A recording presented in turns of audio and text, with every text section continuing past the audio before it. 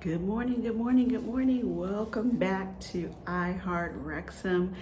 Today is an exciting day. If you've been waiting for the return of the Welcome to Wrexham series to start, it starts today. Today is May 2nd, and it's going to air tonight on the FX network, or if you have Hulu, I'm sure it's on some other streaming services, but that's what I have. So I'm gonna either catch it tonight at 7 or watch it early tomorrow morning on Hulu to catch up with season 3 of Welcome to Wrexham. I'm super excited about it, even though I've been following Wrexham season online, and I know some exciting things happen over the course of the season, but I still want to see the docu-series put on by Rob McElhenney and Ryan Reynolds and see more of the behind the scene type things, see what's been happening with the town, see what they have to say about the individual players. I actually went back and watched the last episode of season 2 just so it was kind of fresh in my mind what happened. So much happened. At the end of season 2, Wrexham was finally promoted up out of the National League. They beat Boreham Woods 3-1 at home, and of course everybody went crazy. They stormed the field. They had a really good time celebrating, and then they did the parade through the town, celebrating their championship and their big promotion out of the National League. So super exciting. That put you right back in the mode of cheering for Wrexham and being super excited about their big accomplishment, even though they go on to do other great, amazing things. What I didn't remember from watching it the first time was how much more that episode had of the interviews, more of getting to know the coach, Phil Parkinson, getting to know some individual players like Paul Mullen.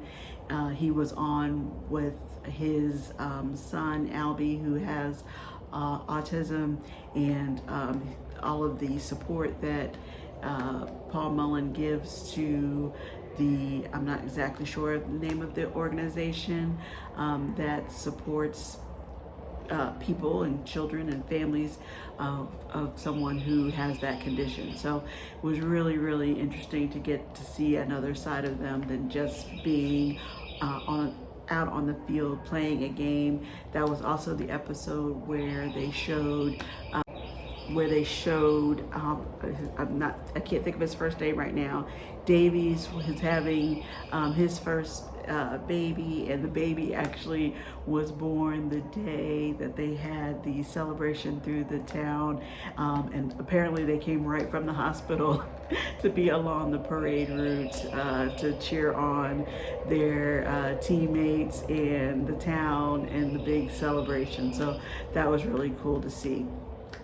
The trailers for this new season seem to be just as exciting as the last one. I shouldn't be surprised. We shouldn't be surprised that the docuseries is so I would say dramatic, but dramatic in the best sense. It's very movie-like. It's very action-packed. It captures our attention and captures the excitement of what is happening in the day that they're filming, in the game, of the crowd. Very exciting. Rob McElhenney gives in the trailer, he gives some references to Rocky and how Rocky progressed through his career along with the movies, and how the team is doing a similar thing. So that's really cool to see. I think we just have to stay tuned, get your popcorn, get your snacks, get your drinks, and be ready to watch the first episode of Series 3 of Welcome to Wrexham. Something that I am really curious to see is what happens at the very beginning of any match. I know how in the United States we are very much we want to see and hear the national anthem being sung to kick off a game. I think that's a tradition that has started back in not long after the song was written in 1812. I think the song was written a little bit later, but it's about the War of 1812. Anyway, the singing of the national anthem started early, and we have continued that ever since. I don't know if there's a similar thing that happens in the UK or any other country before their sports matches. So I'm just curious to see, what do they do right before game time? I'm very curious to see how this season is going to be different than the last two, and what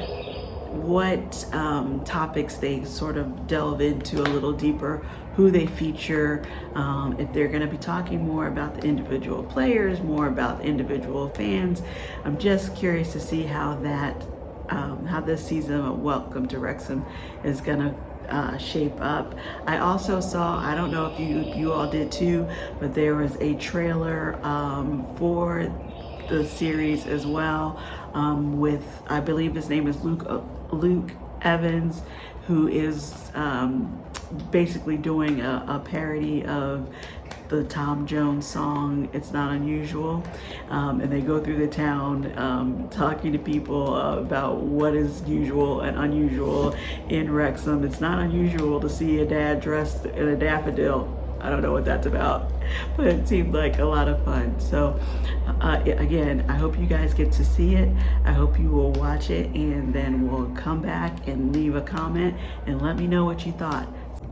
Part of the excitement of Wrexham getting promoted up out of the National League, of course, included Ben Foster with his super last minute save. I don't even remember what team that was again, but he was a big part of them advancing. That's when he came to Wrexham to help do, and he accomplished that. I think he started the new football season with them, the 23 season with Wrexham, but then shortly thereafter left again or went back into retirement. So I want to see how that all came to be. What exactly happened? Was it one particular game that made a decision for him, or did he decide that he really was ready to retire? So just want to see what is going to happen next. So if you're like me and you enjoy getting to know Welcome to Wrexham, getting to know all about Wrexham AFC, the fans, the town, come on back. Join me for more discussions about it, and we'll just keep going. We'll just keep going along. We'll learn together, we'll share together, and we'll keep saying, let's go Wrexham. So if you enjoyed this episode of I Heart Wrexham, please go ahead and give the video a thumbs up, subscribe to the channel, and come back tomorrow so we can talk about what we enjoyed in season 3 opener of Welcome to Wrexham.